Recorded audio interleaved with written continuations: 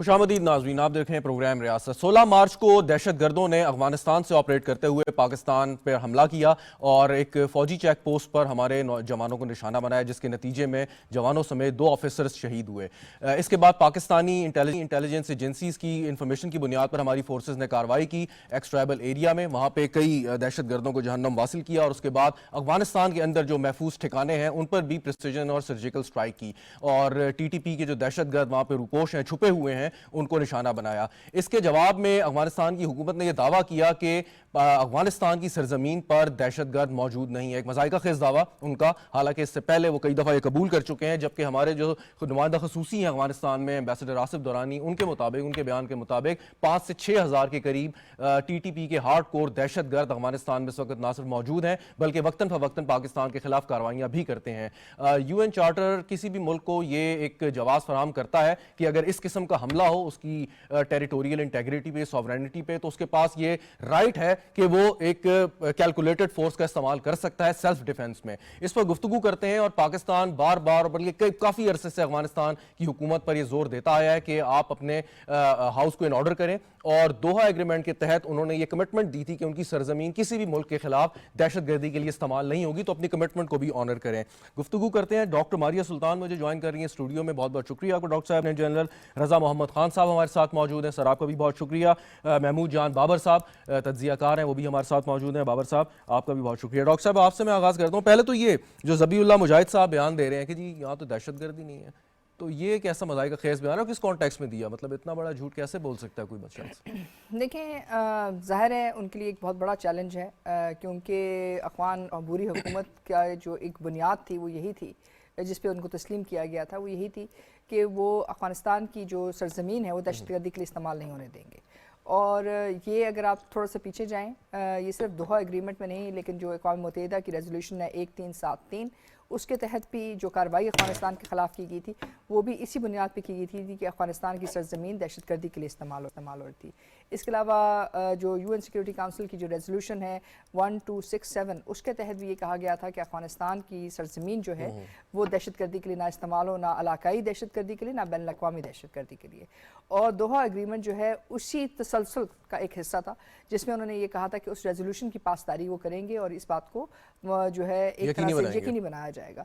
लेकिन पाकिस्तान ने जिस चीज़ का पाकिस्तान का सामना करना पड़ा है वो यही है कि बावजूद इसके कि हमने मुसलसल इस वक्त पाकिस्तान और अफगानिस्तान के दरमियान दहशतगर्दी के ख़िलाफ़ जो है मुहिम जई के लिए एक माहिदा भी मौजूद है और मुख्तलिफ कम्युनिकेशन चैनल्स भी मौजूद हैं, उसके बावजूद जो है हम ये बात समझ सकते हैं कि अफ़गान अबूरी हुकूमत के पास शायद इतनी जो है वसाइल ना हो कि वो इस बात समझ सकें कि इतने दहशतगर्द वहाँ मौजूद हैं। लेकिन यहाँ पे हकीकत ये है, एक पॉइंट, सॉरी आपकी बात काट रहा हूँ, कि जब काबुल को उन्होंने टेक ओवर किया तो जो प्रिजन्स थे वहाँ से रिपोर्ट्स ही आई कि जो दहशतगर्द मौजूद थे TTP के, उनको रिलीज कर दिया गया। फिर जो इक्विपमेंट है जो नेटो फोर्सेस छोड़ के गई थी वो भी उनके हाथ लग गया। देखिए, बात दरअसल ये है कि इस वक्त ना तो इस बात को का पता चल सका है कि अफगानिस्तान के अंदर इस वक्त कितनी तादाद में अमेरिकन असलहा मौजूद है, नेटो का असलहा मौजूद है, क्योंकि वो जो असलहा है वो अभी तक वाज़े नहीं हो सका। मतलब और इसकी एक ज़िम्मेदारी बनती है, जाती हुई जो अमेरिकन अफवाज थी वो इस बात को वाज़े करती हैं, और ये जो ज़िम्मेदारियाँ वो पाकिस्तान के साथ नहीं, इलाके के साथ नहीं, ये उनकी उन बैन अक़वामी ऑर्गेनाइजेशंस के साथ हैं, जैसे केमिकल वेपन्स कन्वेंशन के तहत उनका ये बताना बहुत ज़रूरी है। फिर अमेरिका के अंदर जो दफाई जो एक तरह से कह सकते हैं मिनिस्ट्री ऑफ डिफेंस के जो प्रोटोकॉल्स हैं उसके मुताबिक भी उनके पे ये लागू है कि वो बताएं कि अमेरिकन साख्त के जो वेपन्स हैं या हथियार वो कितनी तादाद में छोड़ के जा रहे हैं, उसका एनवायरनमेंट पे क्या इम्पैक्ट होएगा, उसका रीजनल सिक्योरिटी पे क्या इम्पैक्ट होएगा, वो बात भी उन्होंने नहीं बताई। वेटरन्स एसोसिएशन के मुताबिक भी उनको ये बताना लाजिम था, ये नहीं बताया गया, और कितनी तादाद में छोड़ेगी वो भी नहीं। फिर जब अफगान बुरी हुकूमत आई, तालिबान हुकूमत में आए, उसके बाद अफगान नेशनल आर्मी किधर गई उस बात का भी अभी तक हमें नहीं पता कि वो किधर गए। लेकिन ये मर्सनरीज हैं, जाहिर है जब मर्सनरीज हैं तो फिर किसी के लिए काम करेंगे। फिर आपके पास मुख्तलिफ किस्म के दहशतगर्द ग्रोह भी थे, जैसे कि TTP जो इंडियंस सपोर्ट करते रहे। और फिर सबसे बड़ी बात यह है कि इंडियंस जो हैं उनकी जो NDS है उसके अंदर ट्रेनिंग भी देते रहे, तो ज़ाहिर है उनको ये पता था कि ये हथियार किधर हैं, جو پاکستان کے اندر حملے ہوئے ان کے اندر بھی امریکی ساخت کے جو ہتھیار ہیں وہ ٹی ٹی پی کے زیر استعمال تھے اور وہ مختلف قسم کی دہشت گردانہ کاروائیوں میں استعمال کیے گئے. ٹھیک یہ تمام چیزیں ہیں جو آپ کے لیے ایک چیلنج ہے. یہ کتنا بڑا چیلنج ہے جین صاحب؟ اور یہ جو میر علی پہ اٹیک ہوا ہے اس سے پہلے بھی گزشتہ حکومت بھی یہ بار بار ہمیں بات کر رہی تھی اور امریکیوں پہ اور افغان حکومت پر بھی یہ زور دے رہی تھی، طالبان گورنمنٹ پہ، کہ آپ اس کو چیک کریں کہ ان کی کیونکہ دہشت گردوں کی شاید کیپیبلٹی بڑھ گئی ہے، تعداد ان کی اتنی ہوگی جیسے آصف دورانی صاحب نے بھی کہا 5 سے 6 ہزار کے قریب، لیکن جب ان کے پاس یہ جدید ہتھیار لگے جیسے ڈاکٹر صاحبہ بھی ایکسپلین کر رہی تھیں، سو یہ کتنا بڑا ان کے لیے چیلنج، اور کیا واقعی طالبان کنٹرول نہیں کر سکتے ایسے گروہوں کو؟ جی بسم اللہ الرحمن الرحیم. سب سے پہلے میں یہ کہنا چاہوں گا کہ دیکھیں کہ رمضان کے مہینے میں کسی مسلمان ملک کے اوپر اگر کوئی حملہ کرتا ہے اور ایسے لوگوں کے اوپر حملہ کرتے ہیں جو کہ خود روزے سے ہوں، تو آبویسلی میں سمجھتا ہوں کہ وہ مسلمان نہیں ہو سکتے. اگر مسلمان نہیں ہے تو وہ پھر فارن فورسز کے، فارن کنٹریز کے وہ پراکسیز ہیں. اس میں میرے خیال میں کوئی شک نہیں ہونا چاہیے. اور اس کو نہ صرف یونائٹڈ نیشنز کی جو کاؤنٹر ٹیررزم کے اوپر ورکنگ گروپ بنا ہوا ہے، ہر 3 مہینے کے بعد جو ہے وہ اس بات کو کنفرم کرتے ہیں کہ افغانستان میں کم از کم 10 ٹیررسٹ گروپس جو ہیں وہ آپریٹ کر رہے ہیں. اور ہمارا جن کے ساتھ کنسرن ہے وہ 3 ہیں. بلوچ ٹیررسٹ ہیں، اس میں ٹی ٹی پی ہے جو کہ ٹی ٹی اے کا ایک ایکسٹینشن ہے میں سمجھتا ہوں، اور ساتھ ہی داعش ہے. تو یہ سارے لوگ جو ہیں ان کو فائنینشیل سپورٹ، لاجسٹک سپورٹ وہ انڈیا سے ملتی ہے یا دوسرے ممالک سے ملتی ہے. اور یہ میر علی میں جو حملہ ہوا ہے، آبویسلی اس میں دیکھیں میر علی جو ہے وہ پاکستان افغانستان کے بارڈر سے تقریباً 40 کلومیٹر کے اوپر ہے. تو میں سمجھتا ہوں کہ وہاں پہ ٹی ٹی پی کے جو لوکل لوگ تھے، جو ان کے سپورٹر تھے، ان کو جو ان کی لیڈرشپ کی طرف سے ڈائریکشن ملی تو وہ سلیپر سیل کے طور کے اوپر کام کر رہے تھے اور انہوں نے یہ حملہ کروایا. اور میرے خیال میں پاکستان آرم فورسز کی طرف سے جو ریئیکشن ہوا ہے وہ بالکل مناسب ہے. میرے خیال میں کنٹینیوسلی ہمیں ابھی یہ ایک چینج لانی پڑے گی اپنی جو افغان پالیسی میں ہے، لیکن اس کا یہ مطلب نہیں ہے کہ ہم ان کے ساتھ جو پولیٹیکل، ڈپلومیٹک یا دوسرے جو ریلیشن شپس ہیں، دوسرے انسینٹیوز اور ڈس انسینٹیوز بھی سائملٹینیسلی. اچھا جی آپ صحیح کہہ رہے ہیں جل صاحب. ایک سوال سنیے گا کہ ایک طرف افغان حکومت ٹوٹل ڈینائی کر رہی ہے کہ جی ایسے کوئی ایلیمنٹس ہیں، اس سے پہلے وہ کرتے رہے ہیں کہ جی اب کیپیبلٹی کا مسئلہ ہے، بتایا جاتا ہے کہ جی ابھی کیونکہ اتنی سٹیبل گورنمنٹ نہیں ہے، کنٹرول نہیں کر سکتے. اگر ان کو مدد مل رہی ہے چاہے پاکستان سے بھی ایسے عناصر کو ختم کرنے کے لیے، سو اس پہ تو ان کو کوپریٹ کرنا چاہیے، بلکہ انفارمیشن دینی چاہیے، انٹیلیجنس فراہم کرنی چاہیے کہ جی یہ یہاں پہ دشمن چھپے ہیں، آپ پلیز ان کو نشانہ بنائیں اور ہماری بھی جان چھڑائیں. بالکل ایبسولوٹلی. میں تو سمجھتا ہوں کہ دیکھیں یہ جو ٹیررسٹ گروپس جن کا میں نے ذکر کیا اور دوسرے، یہ نہ صرف پاکستان کے لیے بلکہ ایران کے لیے، چائنا کے لیے اور خود ساؤتھ ایشیا کی اسٹیبلٹی کے لیے خطرہ ہیں. اور ان سارے ممالک کو مل کر میرے خیال میں انٹیلیجنس شیئرنگ کرنا چاہیے اور ایک کلیکٹیو اسٹریٹجی بنانی چاہیے تاکہ افغان گورنمنٹ کے اوپر ہر قسم کا پریشر ڈالا جائے کہ وہ پاکستانی فورسز کے ساتھ اور دوسرے جو کنسرن ممالک ہیں ان کے ساتھ کوآپریٹ کریں. یہ کہنا کہ ان کی کیپیبلٹی نہیں ہے، میں سمجھتا ہوں یہ غلط بات ہے، کیونکہ جہاں وہ چاہتے ہیں وہ وہاں پہ ایکشن لیتے ہیں. ماضی میں ہم نے دیکھا ہے کہ القاعدہ کے خلاف جو ہے ناردرن، ایسٹرن اور ویسٹرن افغانستان میں انہوں نے بڑے فورسفل آپریشن کیے ہیں اور ان کا ان علاقوں میں خاتمہ بھی کیا. لیکن سدرن افغانستان میں میرے خیال میں وہ یہ نہیں چاہتے، اس لیے کہ وہ سمجھتے ہیں کہ جو ٹی ٹی پی والے ہیں وہ ان کے حلیف رہے ہیں ماضی میں. اور یہاں تک کی خبریں ہیں کہ وہ تو افغان منسٹری آف ڈیفنس میں اور افغان فارن افیئرز میں وہ کھلے گھومتے پھرتے ہیں. تو میرے خیال میں یہ ڈینائل موڈ جو ہے وہ ان کا غلط ہے. اور ان کو ان کے اوپر جب تک جو ہے یہ کلیکٹیولی فورسفل قسم کی ان کے ساتھ جب تک ڈیلنگ نہیں ہوگی تو یہ میرے خیال میں یہ دہشت گردی جو ہے نا یہ ختم نہیں ہوگی. All right. بابر صاحب ایک پہلے تو بتائیں کہ یہ کتنا مشکل تھا اور ہے افغان اس وقت جو طالبان رجیم ہے اس کے لیے کہ وہ ٹی ٹی پی یعنی کہ جو پاکستانی دہشت گرد اور وہاں چھپے ہوئے اور پاکستان کے خلاف کارروائی کریں ان کو ہینڈ اوور کر دیتے. پاکستان نے کہا جی ہمارے حوالے کریں تاکہ قانون کے مطابق کارروائی کی جائے. طالبان رجیم نے یہ بات نہیں مانی. وجہ کیا رہی اور آپ کتنا مشکل کام ہے؟ کیا واقعی ان کے پاس کیپیسٹی نہیں ہے کہ وہ یہ کام کر سکے؟ جی بہت شکریہ. میں ایک بات تھوڑی سی اس بات کو ایک قدم آگے لے جانا چاہتا ہوں. آپ لوگ کہتے ہیں کہ پاکستان کو جو مطلوب طالبان ہیں وہ افغانستان میں ہیں. ایک قدم اس سے آگے چلے جائیں. اب وہ وہاں نہیں ہیں.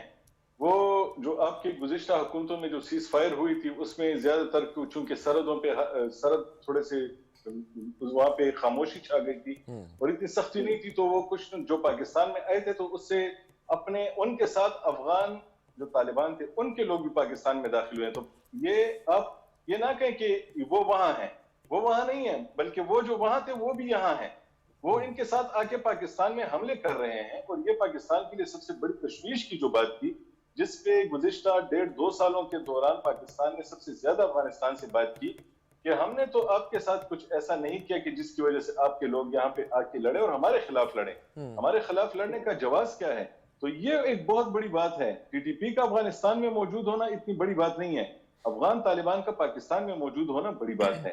میڈم نے ایک بات کی کہ دنیا نے تو انہیں تسلیم بھی اس لیے کیا تھا کہ افغان طالبان کو افغانستان میں کہ جی وہ تو چلیں آپ اچھے بچے بن کے رہیں گے اور جو آپ کے پاس جو موجود لوگ ہوں گے وہ کسی اور ملک کو نہیں چھیڑیں گے.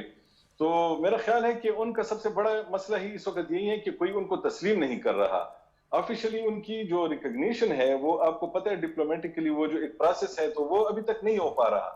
تو ان کو یہ بھی ایک بڑا مسئلہ ہے کہ دنیا ان سے کوئی بات ہی نہیں کر رہی. انآفیشلی تو لوگ ان سے بات کر رہے ہیں. لیکن بابر صاحب یہاں پہ ایک پوائنٹ ضرور میں اٹھانا چاہوں گا کہ وہ کسی جمہوری عمل کے نتیجے میں الیکشن کے نتیجے میں تو اقتدار میں نہیں آئے نا. انہوں نے ٹیک اوور کیا ہے وائلنس کے ذریعے. انہوں نے جس طریقے سے اشرف غنی گورنمنٹ کو آپ جو بھی کچھ کہیں لیکن جس طریقے سے ٹرانزیشن ہوئی ہے وہ کوئی قابل ستائش عمل نہیں ہے.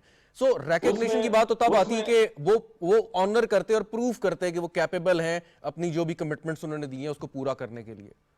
اس میں میرا خیال ہے کہ اشرف غنی اور اس کے جو ہم خیال جو لوگ تھے جو سیاسی جماعتیں تھیں یا جو وہاں پہ فورسز تھیں انہوں نے ایک ایسی حالت میں افغانستان کو چھوڑ دیا کہ اگر ان کو الیکشن لڑنا بھی پڑے تو کس سے لڑیں, کس کے خلاف یہ الیکشن لڑیں اور کس سے بیٹھ کے وہاں پہ بات کریں, کیونکہ وہاں پہ تو بات کرنے کا کوئی تھا نہیں. ایک خلا چھوڑا گیا جس میں یہ آئے.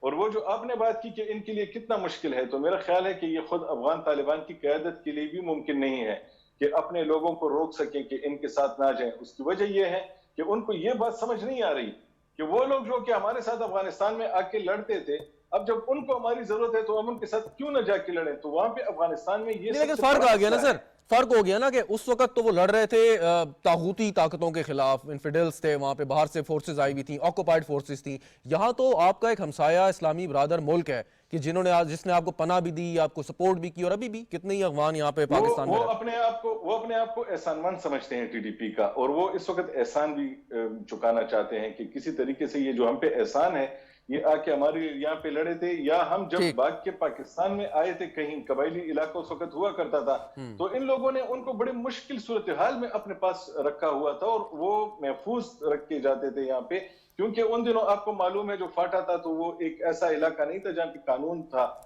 تو اس لیے اب جب اس کی ذرا سچویشن بدل گئی ہے اب تو ایسا ممکن نہیں ہے, تو وہ اپنا احسان چکا رہے ہیں. احسان چکا رہے ہیں. چلیں ڈاکٹر صاحبہ, یہ کتنی تشویش کی بات ہے کہ جو سیز فائر کی انہوں نے بات کی, اور آئی بلیو کہ پی ٹی آئی کی گورنمنٹ تھی جب یہ بات ہوئی آپ کی, اور اس میں پھر کہا بھی گیا کچھ لوگ یہاں پہ آئے ہیں, اپوزیشن پارٹیز کافی اس پہ تنقید کرتی رہیں کہ دوبارہ سے وہاں پہ لوگ آ کے کیوں یہاں پہ بس رہے ہیں اور ان کے خلاف کوئی کارروائی نہیں ہو رہی. تو کہ وہی ایلیمنٹس جو ہیں جو ہم نے سرچ دیکھی ہے ریسنٹ ابھی خاص طور پہ کے پی میں دہشت گردی کے حوالے سے, تو یہ کیا وہی وجہ ہے؟ دیکھیں اس میں سے وہ ایک وجہ ہو سکتی ہے. اس میں یقینی طور کے اوپر ظاہر سی بات ہے آپ نے تو اپنی پوری فراخ دلی سے کوشش کی کہ اگر کچھ آپ کے لوگ بھٹک گئے ہیں تو وہ واپس آئیں, دہشت گردی کو چھوڑ دیں. لیکن جو چیز سمجھنے کی ضرورت ہے کہ دہشت گردی آج کے زمانے میں صرف اور صرف دہشت گردی بطور نظریہ نہیں ہے, یہ ایک کھلی تحریک ہے جس کے نیچے بہت سارا آرگنائز کرائم, بہت سارے پیسے, بہت ساری جو ہے ایک طرح سے کہہ سکتے ہیں بیرونی سپورٹ کے باوجود کہ بغیر یہ نہیں ہو سکتی ہے. تو ایک لحاظ سے یہ ہمیں سمجھنے کی ضرورت ہے کہ یہ ایک کوئی عام جنگ نہیں ہے, یہ کوئی نظریاتی جنگ نہیں ہے, یہ ایک اسٹریٹجک جنگ ہے جو آپ کے خلاف لڑی جا رہی ہے, اور اس کے کچھ اہداف ہیں. اہداف کیا ہیں؟ پہلا اہداف تو یہ ہے کہ پاکستان کے اندر جو بھی سیکیورٹی کی بیس بنتی ہے اس کو جو ہے غیر محفوظ کیا جائے. دوسرا یہ کہ پاکستان کو بطور ریاست جو ہے غیر محفوظ جگہ دکھائی جائے, تاکہ جو بھی آپ کو اس وقت اقتصادی پریشر ہے اس کے اندر اضافہ ہو. اور ظاہر ہے اس کے پیچھے جو امریکن آپ کے پاس ہتھیار ہیں, جو ہندوستانی ٹریننگ ہے یا ایک طرح سے انٹیلیجنس سپورٹ ہے, وہ صرف اس لیے نہیں ہے کہ وہ چاہتے ہیں کہ کچھ جگہ کے اوپر آئی ڈی اٹیکس ہو جائیں, لیکن ایک مسلسل جو ہے ٹارگیٹنگ پالیسی ہے, جس میں آپ کی آرمڈ فورسز کے اوپر اٹیک کیا جا رہا ہے, جس میں آپ کی لا انفورسمنٹ ایجنسیز پہ اٹیک کیا جا رہا ہے, پھر آپ کے ایک خاص ایریا پہ اٹیک کیا جا رہا ہے تاکہ وہاں دوبارہ جو ہے اسٹیبلٹی نہ آ سکے. ظاہر ہے جب یہ تمام چیزیں ہوتی ہیں تو جو آپ کی اس وقت پوری کوشش ہے کہ آپ کی جو خارجہ پالیسی ہے وہ اقتصادی ترقی کی طرف جائے یا اقتصادی جو آپ کی ضروریات ہیں ان کو ترجیح دی جائے, وہ پس پش جاتے ہیں. جو بین الاقوامی تاثر جاتا ہے کہ پاکستان ابھی بھی حالت جنگ میں ہے. تیسری جو اس میں جو میرے خیال سے جو سب سے بڑی بات ہے جو ہمیں سمجھنے کی ضرورت ہے وہ یہ ہے کہ اس کے ساتھ بہت بڑا مافیا اٹیچڈ ہے, جو آرگنائز کرائم کا جو سرحد کے ساتھ منسلک ہے. فائنینشیل انٹرسٹ بھی آ جاتا ہے. فائنینشیل انٹرسٹ سے بہت بڑھ کے ہے. دیکھیے پاکستان افغانستان کے ساتھ جو سب سے بڑا مسئلہ ہے وہ جو آپ کے پاس آپ کہتے ہیں کہ روزانہ تقریباً 1 لاکھ لوگ سے زائد جو ہیں اسپین بولدک سے پاکستان کے اندر آتے ہیں, اور UNHCR کہتی ہے کہ وہ اقتصادی مہاجرین ہیں, وہ UNHCR کے مطابق مہاجرین نہیں ہیں. سو آپ اس کی ذمہ داری پاکستان کے اوپر ہے. پاکستان نے جب فینسنگ کی, بارڈر فینسنگ کی, تو اس کے اوپر مسئلہ بنا. پھر جو اس وقت منشیات ہیں جو افغانستان سے آ رہی ہیں, جو تقریباً $1 ٹریلین سے زیادہ ہیں, یعنی کہ $89 بلین جو ہیں تقریباً سالانہ جو ہیں اس کی جو ہے منشیات افغانستان سے نکلتی ہیں, جس کی تقریباً 40% پاکستان کے اندر سے گزر رہی ہیں. یہ تمام گزرگاہیں کون ان کو سپورٹ کرے؟ پھر جو پاکستان کے اندر جو مختلف دہشت گرد گروہ ہیں جیسے کہ BLA اور BSNs اور یہ جو تمام گروہز ہیں, ان سب کو جو فیسیلیٹیٹ کرتے ہیں, یہ تمام چیزیں ان کو ایک پورا نیٹ ورک سپورٹ کرے. یہ سارے TTP کے ساتھ ریلیٹڈ لوگ ہیں, اور یہ وہ تمام لوگ ہیں جو اب سب سے بڑا مسئلہ ان کے لیے یہ ہے کہ ہم پاکستان ان کو واپس ایبزارب کر لے. اگر پاکستان ان کو واپس ایبزارب کر لیتا ہے تو پھر دوسری طرف کسی نے ان کو کلعدم بھی قرار دینا ہے. یہ نہیں ہو سکتا کہ پاکستان یہ تمام ذمہ داری اٹھائے, لیکن اس کے ساتھ ساتھ یہ آرگنائز کرائم اور تجارت تمام چیزیں جو ایک فرق جو تھوڑا سا نظر آیا, آپ کو یاد ہوگا کہ پوسٹ 9/11 جب یہاں پہ دہشت گردی کی لہر آئی, سو اس میں انڈسکریمنیٹلی سویلینز کو بھی ٹارگٹ کیا جاتا تھا. آئے دن بازاروں میں, مساجد میں دھماکے ہوتے تھے, اور سیکیورٹی فورسز کو بھی. آپ سمجھتی ہیں کہ پارٹ آف دا اسٹریٹجی ہے کہ اس وقت زیادہ فوکس وہ سیکیورٹی فورسز کو کر رہے ہیں؟ دیکھیں یہ پارٹ آف دا اسٹریٹجی نہیں, بالکل definitely part of the strategy ہے, کیونکہ اس کے اندر 3 چیزوں کو اٹیک کیا جا رہا ہے. ایک تو یہ بتانے کی کوشش کی جا رہی ہے کہ لوکل تاثر جو ہے وہ واپس جو ہے ہمدردی واپس لی جائے, کیونکہ آپ تب تک دہشت گرد ہوتے ہیں جب تک کہ آپ کے پاس لوکل ہمدردیاں حاصل نہ ہوں. دوسرا یہ کہ جو اس وقت ظاہر ہے جو آپ کی ڈیولپمنٹ کی چینجز ہیں, جو آپ نے مرجر کیا ہے, اس سے کچھ لوگ خوش ہیں, کچھ لوگ ناخوش ہیں, اور اس کے ساتھ ساتھ سیکیورٹی کے جو پروٹوکولز ہیں وہ بھی مختلف ہوتے ہیں. جیسے جیسے آپ کی لا انفورسمنٹ ایجنسیز وہاں جائیں گی, وہاں سے حالات بہتر ہوئیں گے, لیکن جب بھی آپ کی آرمڈ فورسز کسی اس قسم کی سیکیورٹی ڈیوٹی پہ ہوتی ہیں تو ان کا رویہ تھوڑا سا مختلف ہوتا ہے. اس سے ظاہر ہے کچھ ایکسیسز بھی ہوتی ہیں, اور وہ جو تاثر ہے وہ اس کے اوپر بنیاد رکھ کر دوبارہ اپنی بیس بنانا چاہ رہے ہیں. اور سب سے بڑی بات یہ کہ ابھی ان کے پاس اتنی سپورٹ نہیں ہے, کیونکہ پاکستان کا جو نیشنل ایکشن پلان ہے وہ بڑی حد تک کامیاب رہا ہے. پاکستان نے بطور ایک حکومت, بطور ایک ریاست, بطور ایک عوام اس دہشت گردی کے خلاف ہم نے کوئی عام جنگ نہیں لڑی ہے. مطلب تقریباً ہم نے 20 سال سے زائد جنگ لڑی ہے. وہ جو جنگ ہے وہ اس وقت پاکستانی جو سوسائٹی ہے وہ ایکسیپٹیبل نہیں, ایکسیپٹ نہیں کر رہی ہے. تو اس لیے یہ بہت ایک منظم ایک سوال پہ ڈاکٹر جنرل صاحب آپ کی جانب آتا ہوں کوئکلی. ڈاکٹر صاحبہ, وہ یہ کہ UN چارٹر کا آرٹیکل 51 ہے جو سیلف ڈیفنس پہ بات کرتا ہے, کچھ لوگ اسے انٹرپریٹ کرتے ہیں کہ نہیں جی یہ اس کانٹیکس میں استعمال نہیں ہو سکتا, کہ ہماری اس میں لیجٹمیسی کیا ہے کہ ہمیں اگر انٹرنیشنل کمیونٹی کو بھی اپنے ساتھ ملانا ہو, سپورٹ لینی ہو, جسٹیفائی کرنا ہو کہ ہم جو ایکشن کر رہے ہیں اپنے سیلف ڈیفنس میں اور دہشت گردوں کے خلاف. دیکھیں یہ ایک بہت چیلنجنگ کویشچن آپ نے کیا ہے, لیکن اس کی جو بنیاد ہے وہ اس کے ساتھ لنکڈ ہے کہ جو UN سیکیورٹی کاؤنسل ریزولوشن 1373 ہے, یہ کسی اور ملک کے خلاف نہیں آئی ہے, یہ افغانستان کے خلاف آئی ہے, جہاں افغانستان کی سرزمین دہشت گردی کے لیے استعمال ہوتی رہی.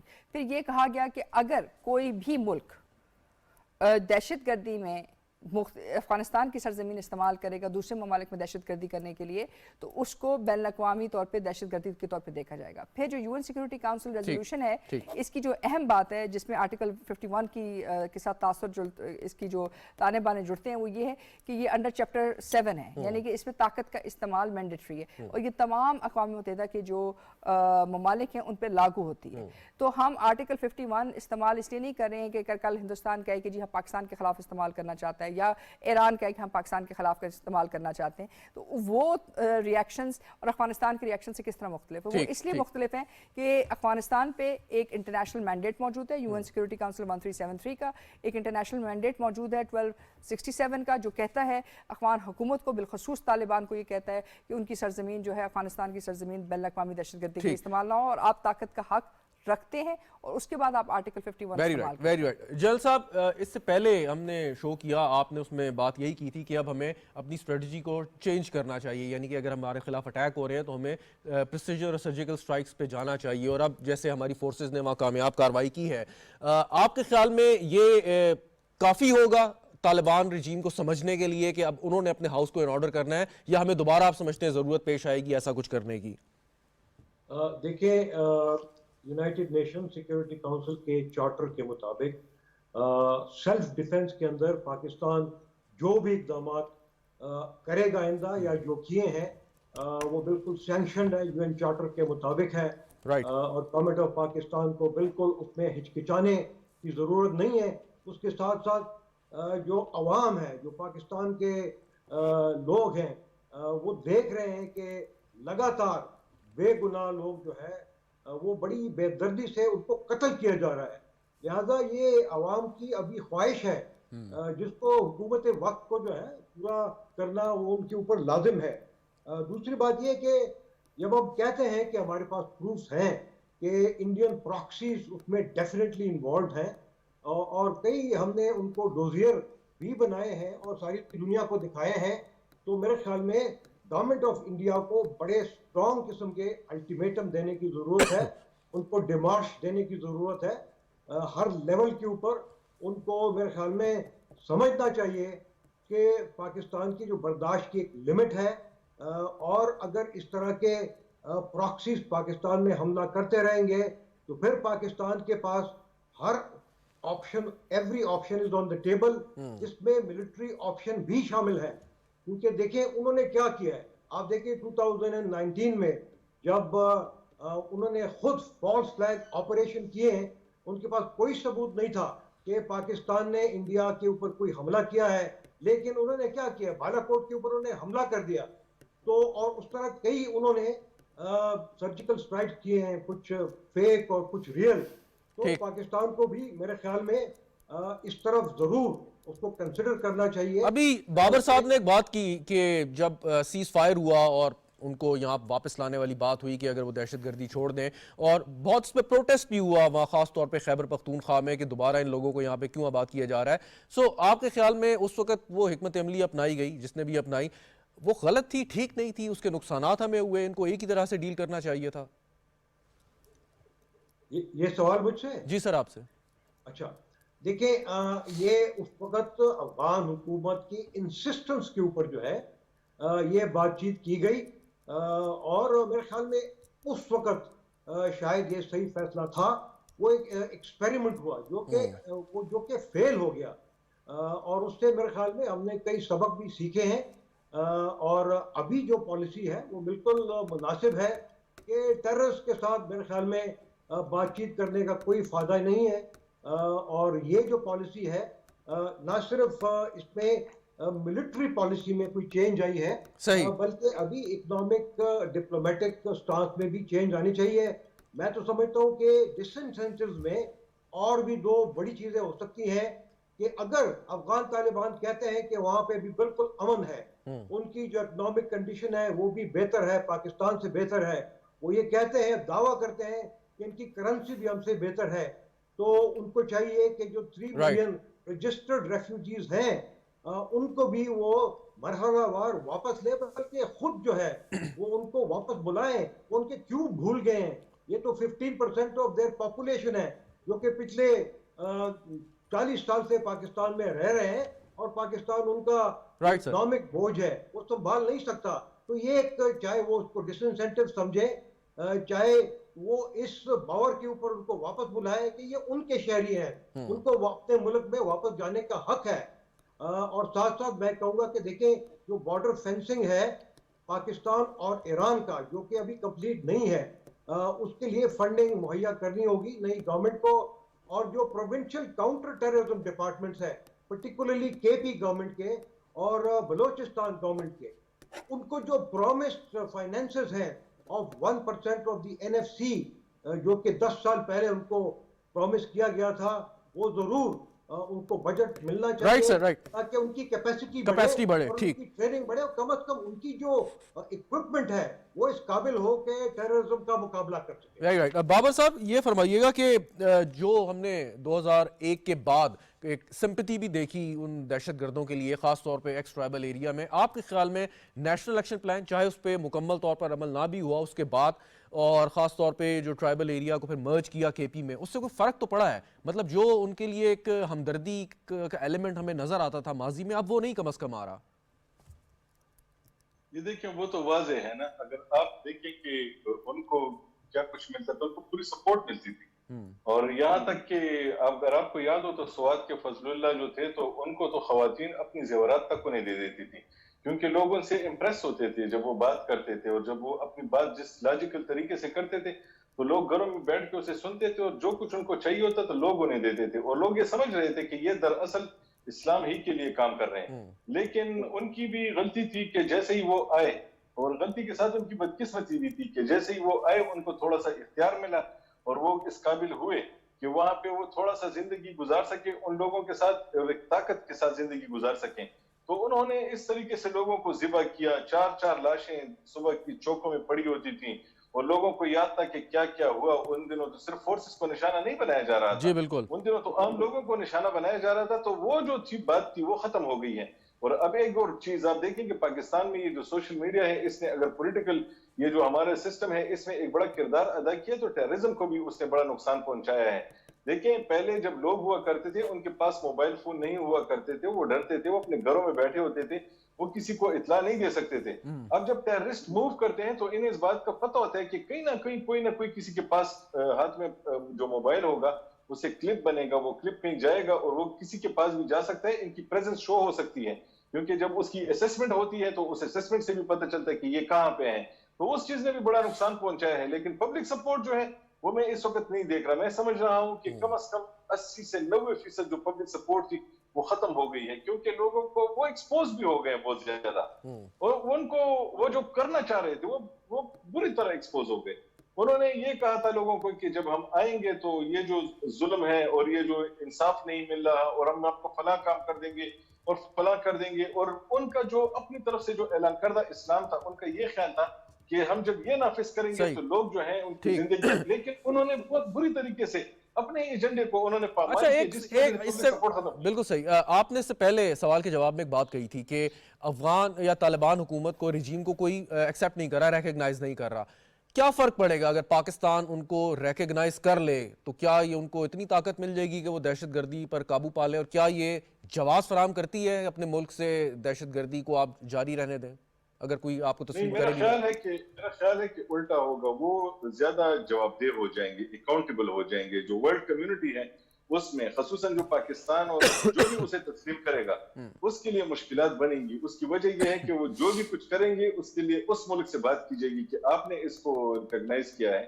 آپ دیکھیں بڑے بڑے ممالک انہیں سپورٹ دے رہے ہیں, چین اور روس ان کو سپورٹ دے رہے ہیں, باقی جو ممالک انہیں سپورٹ دے رہے ہیں, لیکن کوئی انہیں ریکگنائز نہیں کر رہا, کیونکہ کوئی بھی یہ رسک لینے کو تیار نہیں ہے کہ ان پہ اعتبار نہیں کیا جا سکتا, کیونکہ ان کا پورا کنٹرول ان لوگوں کے پاس بھی نہیں ہے. وہاں پہ اس وقت افغانستان میں 2 قسم کی قیادت ہے, ایک حکومتی قیادت ہے, ایک روحانی قیادت ہے. یہ تمام جتنے بھی لوگ وہاں پہ موجود ہیں یہ دونوں کے کنٹرول میں نہیں ہیں. اس لیے دنیا کے وہ ممالک جو ان کے ساتھ سمپتی بھی رکھتے ہیں وہ بھی چاہتے ہیں کہ اگر ان کو لے کے آگے جائے, لیکن وہ نہیں جا سکتے, کیونکہ ہر کسی کو یہ معلوم ہے کہ اگر افغانستان سے کچھ ہوتا ہے تو پھر وہ ممالک افغانستان سے تو بات نہیں کریں گے, وہ تو ان سے بات کریں گے کہ آپ نے سپورٹ کیا تھا, آپ ان کے ساتھ جا کے بیٹھ گئے تھے اور آپ نے ان کو ایک لیجیٹیمیسی دی تھی, تو اب آئیں ابھی آپ ہمارے ساتھ بات کریں. تو میرے خیال میں یہ کسی کے لیے ممکن نہیں, چین دیکھیں واحد ملک ہے, پہلا ملک ہے جس نے اپنا سفیر وہاں پہ بھیجا ہے, اپنی مشکلات بھی اس کی کم کرنے کے لیے اس نے بھیجا ہے, لیکن اس نے اس لیے بھی بھیجا ہے کہ جب چترال کے راستے پاکستان میں آنے کی کوشش ہوئی اور لوگوں کو معلوم ہوا کہ انٹرنیشنل ایجنڈا ہے, سی پیک کا راستہ روکا جا رہا ہے, تو انہیں بھی مجبوراً وہاں پہ جانا پڑا. لیکن سفیر بھیجنے کے باوجود بھی انہوں نے اپنے ملک میں بھی افغان جو اس وقت امارت اسلامی ہے ان کا اپنا سفیر بھی بٹھا دیا, لیکن ان کو تسلیم نہیں کر رہے. اس کی وجہ یہ ہے کہ مکمل ان کو معلوم ہے کہ کوئی گارنٹی ان کو نہیں ملنے والی.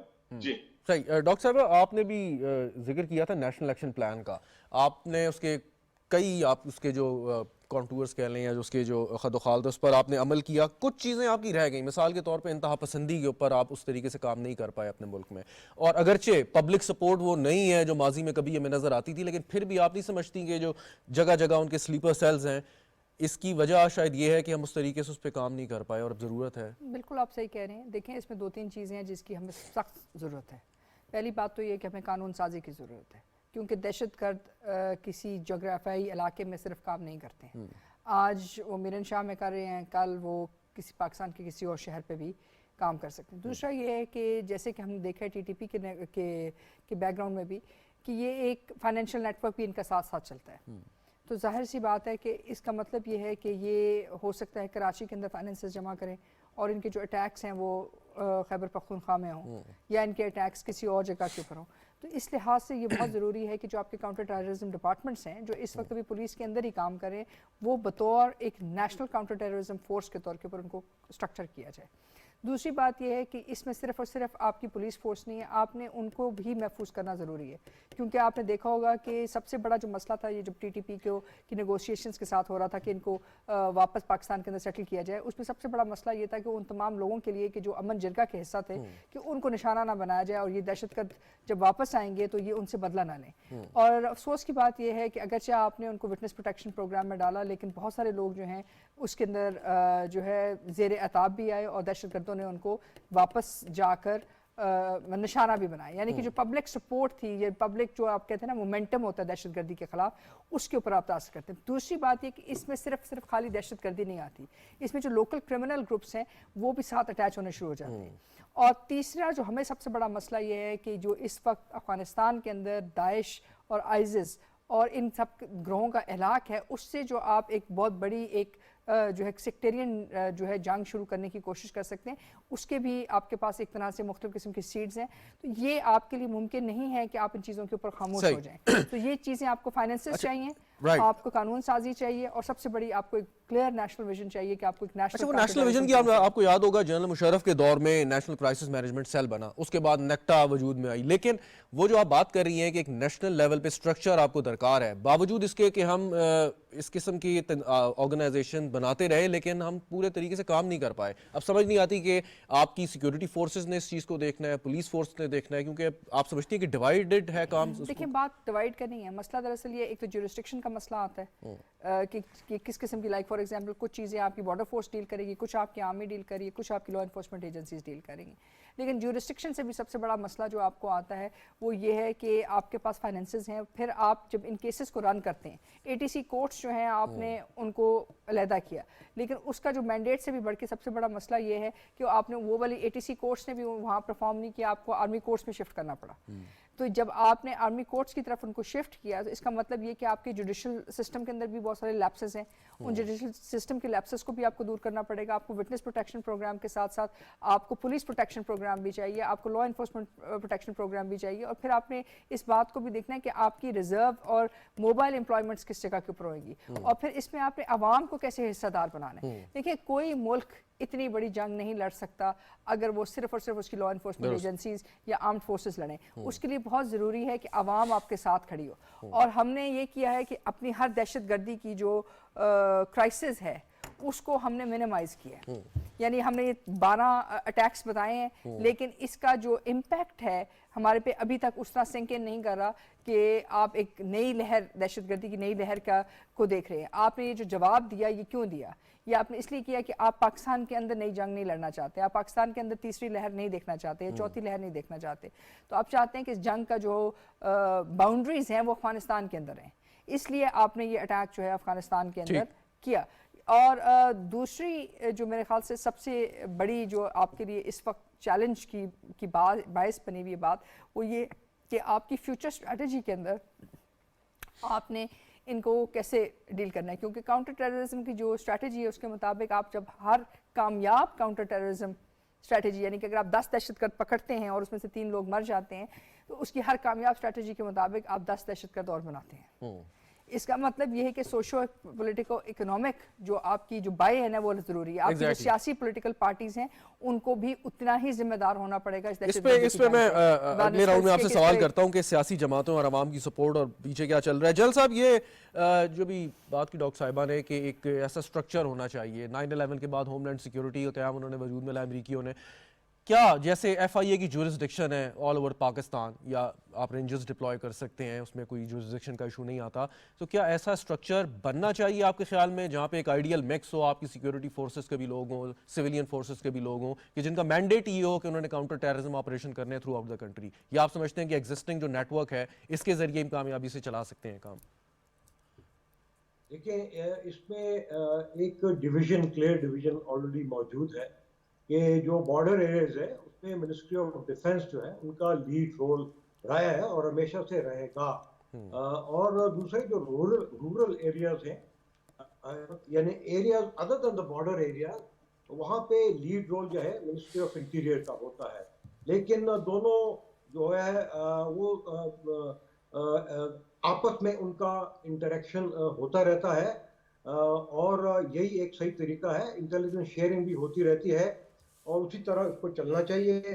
میں بات کروں گا، دیکھیے کہ ہماری جو انٹریکشن ہے with the senior Afghan leadership, both religious as well as political, وہ ہائیسٹ لیول کے اوپر ابھی تک نہیں ہو رہی ہے.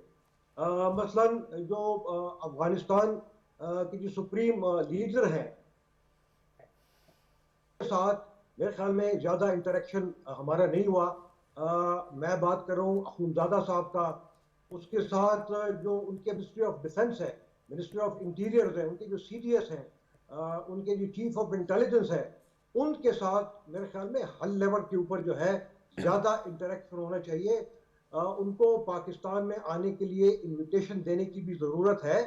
ہمارے جو ریلیجس لیڈرز ہیں ان کے تھرو بھی یہ ہو سکتا ہے اور فارن آفس کے تھرو بھی ہو سکتا ہے، کیونکہ ان کے بہت سارے لیڈرز یہاں پہ ماضی میں وہ یہاں پہ تعلیم حاصل کرتے تھے اور ڈفرنٹ مدارس میں وہ خود وہ پڑھاتے بھی رہے ہیں. لیکن جنرل صاحب، جو ان کی تنظیم کا جو سٹرکچر ہے اور جو ایک عجیب سی مسٹری ہے یا مسٹیریس قسم کی ان کی جو سرگرمیاں ہیں، وہ کبھی آتے ہی نہیں ہیں، اپنے عام لوگوں میں بھی وہ نظر نہیں آتے.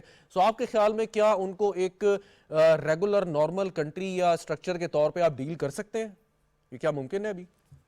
بالکل ممکن ہے. ماضی میں ہم نے دیکھا کہ میرے خیال میں پرائیویٹ لیول پہ کچھ یہاں سے ہمارے علماء وہاں گئے ہیں اور ان کے ساتھ ملاقاتیں ہوئی ہیں. میرا خیال ہے کہ وہ جاری رہنا چاہیے، لیکن ساتھ ساتھ گورنمنٹ لیول کے اوپر، آفیشیل لیول کے اوپر یہ جو انٹریکشن ہے صرف منسٹری آف فارن افیئرس تک لمٹ نہیں ہونا چاہیے. اچھا، اپنے پاکستان کے اندر میرے خیال میں جو جتنے بھی ہمارے کاؤنٹر ٹیررزم پلانز ہیں، انیشیٹوز ہیں، اسٹریٹجیز ہیں، ان کی کمپلیٹ پولیٹیکل اونرشپ ہونی چاہیے اکراس دا پولیٹیکل ڈیوائڈ. ساتھ ساتھ جو ہمارے کورٹس کا رول ہے وہ بہت ہی اہم ہے کہ اس طرح کے ٹیررز کے ساتھ میرے خیال میں کوئی لینینس جو ہے وہ نہیں برتنی چاہیے. اور جو ٹیررز کا نیریٹو ہے اس کو میرے خیال میں ڈسٹروائے کرنے کی ضرورت ہے. دیکھیں، ہمارا دین تو بڑا کلیئرلی کہتا ہے کہ خودکشی حرام ہے اور اب لوگوں کو قتل کرنا وہ بھی حرام ہے. تو اس کو میرے خیال میں میڈیا کے ذریعے سے پاکستان کے لوگوں کو اور باقی دنیا کو بتانا چاہیے کہ جو ٹیررز کا نیریٹو ہے وہ بالکل غلط ہے. اور پرٹیکولرلی افغانستان کی حکومت کو بھی یہ سمجھانے کی ضرورت ہے کہ اس کے اوپر ان کو کلیئر ایڈکٹس یا فتوے جو ہے وہ جاری کرنے چاہیے. اور اگر کوئی افغانستان کی سرزمین استعمال کر رہا ہے اس طرح غیر اسلامی غیر شرعی حملوں کے لیے، تو یہ ان کی رسپانسبلٹی بنتی ہے کہ ان کے خلاف جو ہے وہ صحیح فل ایکشن لیں. رائٹ. بابر صاحب، ثانیہ اے پی ایس کے بعد خاص طور پہ جو ہمارے علماء حضرات ہیں ریلیجس اسکالرز ہیں یا سیاسی شخصیات ہیں، ان کا بڑا ایک اچھا مثبت کردار ہمیں دیکھنے کو ملا. انہوں نے لوگوں کو سمجھایا بھی، انہوں نے ایسے ایلیمنٹس کو کنڈیم بھی کیا، فتوے بھی بہت سارے آئے.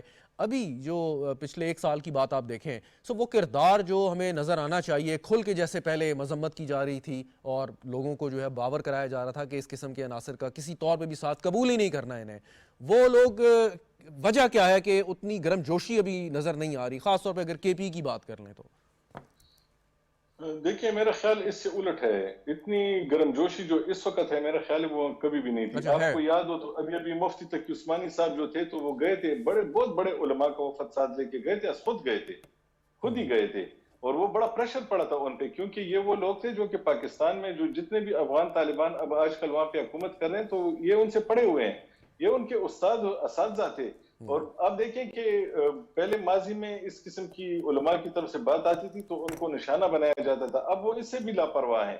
میں تو زیادہ دیکھ رہا ہوں اس چیز کو. اور اب دیکھیں کہ ابھی حال ہی میں یہ ایکٹیویٹیز ہوئی ہیں، اور اس کے علاوہ جو بات ہوئی کہ ہائیسٹ لیول پہ انگیجمنٹ ہوئی تھی 2 مہینے پہلے. افغانستان کی جتنی بھی انٹیلیجنس ایجنسیاں تھیں ان کے تمام کے ہیڈ آئے تھے اور وہ انہوں نے اسلام آباد میں ملاقاتیں کی تھی. اس کے جواب میں پھر ہمارے وفود بھی گئے تھے. اور آپ کو پتہ ہے کہ وہ ڈپلومیسی جو چل رہی ہوتی ہے جس میں آصف درانی صاحب وغیرہ بہت زیادہ وہ بہت بڑا ان کا کردار تھا، ان کے ساتھ جو ارد گرد جو لوگ تھے وہ سارے کر رہے تھے. تو علماء کا بھی میرے خیال میں یہ کردار ہے. اور ابھی آپ دیکھیں کہ اس وقت ان کو جو سوسائٹی میں جو سپورٹ نہیں مل رہی، اور ان کو ایک چیز اور بھی ان کی وجہ سے، اس کی وجہ سے ان کو ایک اور نقصان ہوا ہے کہ اب وہ اسلام کا نام زیادہ نہیں استعمال کر رہے، اب وہ حقوق کی بات کرتے ہیں اپنی لڑائی کے لیے. اب وہ بلوچوں کو ساتھ ملانے کی کوشش کر رہے ہیں. آپ دیکھیں بی ایل اے کو انہوں نے ساتھ ملایا ہے، بی ایل اے کو سپورٹ کر رہے ہیں. اور یہاں پہ انہوں نے جو آخر میں جو بیانات دیے تھے اس میں انہوں نے پختونوں کو آواز دی تھی کہ آپ کے وسائل جو ہیں ان پہ قبضہ کیا جا رہا ہے. تو پہلے کہ جب کبھی وہ ہوا کرتا تھا جب وہ اسلام کا نام لے کے لڑتے تھے وہ دوسری بات تھی، اب وہ لوگوں کی محرومیوں کو ٹارگٹ کر کے کسی حد تک ان کو استعمال کرنے کی کوشش کر رہے ہیں. اچھا آپ کیونکہ ایسے معاملات رپورٹ بھی کر چکے ہیں، صرف ایک سوال پوچھوں گا اور کہ ان کو پیسے کہاں سے ملتے ہیں؟ مطلب افغانستان کی کوئی اکانومی نہیں ہے، کوئی ذریعہ معاش ایسا نہیں ہے، اگر ان تنظیموں کو لیں یہ اس سسٹم کا حصہ نہیں ہے، یہ کیسے اپنے آپ کو فائنینشلی جو ہے سپورٹ کرتے ہیں؟ اسلحہ بھی آ جاتا ہے، کمیونیکیشن بھی ہو جاتی ہے، کیسے کیا کرتے ہیں یہ؟ میرا ذاتی خیال یہ ہے کہ جو امریکہ افغانستان سے گیا ہے تو اس نے اپنا بہت بڑا نقصان بچایا، کیونکہ اپنے ساتھ وہ 56 ممالک کو لے کے آیا تھا تو جو اس کا خرچہ ہو رہا تھا تو وہ تمام خرچہ اس نے بچا لیا، وہ چلا گیا. اب وہ اس سے بہت کم پیسے استعمال کر کے اپنے مقاصد یہاں حاصل کر رہا ہے. اب ہندوستان یہاں پہ بہت کم پیسے استعمال کر کے اپنے مقاصد حاصل کر رہا ہے. اور کیا آپ نہیں سمجھتے کہ جب آپ چین کے ساتھ دوستی کا ہاتھ بڑھا رہے ہیں، ان کے ساتھ جا رہے ہیں، اور جب آپ روس کے ساتھ جا رہے ہیں تو کیا یہ لوگ آرام سے بیٹھیں گے؟ جنہوں نے اس ریجن کو ٹیک اوور کرنے کی کوشش کی اور اس میں جب ناکامی ہوئی تو واپس چلے گئے، تو کیا وہ سکون سے بیٹھیں گے؟ آپ کا کیا خیال ہے کہ یہ جو جنگیں لڑی جا رہی ہیں یہ عام لوگوں کے 5 اور 10 روپے اور 20 روپے کی چندے سے لڑی جاتی ہیں؟ یہ ایسے نہیں ہوتا. اس پہ اربوں روپے چاہیے ہوتے ہیں اور یہ ممالک دیا کرتے ہیں. اور ممالک کون ہیں وہ آپ کو بھی معلوم ہے اور مجھے بھی معلوم ہے، اور میں نے آپ کو بتا بھی دیے ہیں اس میں سے کچھ ممالک. ڈاکٹر صاحب ابھی آپ نے بات کی تھی سیاسی جماعتوں کا کردار، عوامی سپورٹ. انفارچونیٹلی یہاں پہ کچھ ایسے ایلیمنٹس بھی ہیں، آپ کو یاد ہوگا کہ کچھ عرصے پہلے ایک واقعہ ہوا، ایک ہیلی کاپٹر کریش ہوا اور اس کے بعد جو ایک بڑی سمیئر سوشل میڈیا کیمپین شہداء کے خلاف چلائی گئی. ابھی بھی کل وزیر اطلاعات نے بھی اس پہ بہت سخت نوٹس لیا کہ دوبارہ سے سوشل میڈیا پہ وہ بات ہو رہی ہے کہ ایک طرف آپ کے شہداء ہیں اور ان کے لواحقین ہیں جنہوں نے اپنے پیاروں کو کھو دیا ہے. سو یہ کون پھر ایلیمنٹ ہیں؟ یہ عوامی سپورٹ کو جو ہے وہ دوسری طرف لے جانے کی کوششیں کون لوگ کرتے ہیں؟ دیکھیں آپ نے جو سوال کیا ہے اس کے پیچھے 2-3 چیزیں ہیں. ایک تو یہ ہے کہ کچھ جنگیں آپ لڑتے ہیں زمین پہ، کچھ جنگیں آپ لڑتے ہیں نظریات پہ، اور کچھ جنگیں آپ لڑتے ہیں اپنے انفرادی اہداف پہ. یہ جو سیاسی جنگیں لڑی جاتی ہیں یہ اپنے انفرادی اہداف پہ لڑی جا رہی ہیں. یہ قوم کی یا قومی سلامتی کی جو ضروریات ہیں ان کے مطابق نہیں لڑی جا رہی، کیونکہ اگر ان کے مطابق لڑی جائیں تو ہر پاکستانی کا سوال ایک ہوگا، ہر مسلمان کا سوال اور جواب بھی ایک ہوگا. وہ یہ ہے کہ جب آپ شہداء کی بات کرتے ہیں تو اس کے اوپر کوئی تفریق نہیں ہے. جو لوگ اپنی زندگی داؤ پہ لگا رہے ہیں اس لیے کہ آپ اور میں بیٹھ کر اس پہ بحث و مباحثہ کر سکیں یا ہم آزادی سے گھوم سکیں، ان کی جو قربانی ہے وہ آپ کسی صورت بھی رائیگاں نہیں ہونے دیں گے صرف اس لیے کہ آپ کے سیاسی مفاد ہیں. اور دوسری بات رہی کہ جہاں تک سیاسی مفاد ہیں ان کے مختلف پلیٹ فارمز ہیں، ان پلیٹ فارمز کو استعمال کیا جا سکتا ہے، لیکن ہر جنگ کو اپنے مفاد کے لیے اور انفرادی مطلب اہداف کے لیے اگر آپ ان کو استعمال کریں گے سیاسی فائدے کے لیے، میں ممکن سوال نہیں۔ ایک کوئکلی بتائیے گا کہ ہم لوگ ہیں، ہم کام کرتے ہیں، اس کی ہم ایک تنخواہ لیتے ہیں، جو ہمارے فوجی جوان ہیں ان کو بھی ایک تنخواہ ملتی ہے، بٹ لیکن یہ کوئی آپ مان نہیں سکتے کہ وہ خالی محض چند تھوڑے سے پیسوں کے لیے اپنی جان کوئی بھی خطرے میں ڈال سکتا ہے. تو یہ عام بات ان لوگوں کو سمجھ کیوں نہیں آتی کہ یہ بات، یہ کوئی ایجنڈا ہے یا ویسی بس یہ؟ دیکھیں پہلی بات تو یہ ہے کہ ہر پروفیشن کے کچھ مقاصد ہوتے ہیں، اور سب سے بڑی بات یہ کہ ان کی کوئی بنیاد ہوتی ہے. سپہ سالار اسلام کے اندر حضرت خالد بن ولید وہ بھی کچھ پیسے لیتے تھے جو ان کو ایک طرح سے آپ کہہ سکتے ہیں اوقاف جو ہے وہاں کے دیتے تھے. تو اس کا مطلب کیا یہ ہے کہ وہ رسول اللہ صلی اللہ علیہ وسلم کے ساتھی نہیں تھے، یا انہوں نے وہ جنگ ان پیسوں کے لیے لڑی؟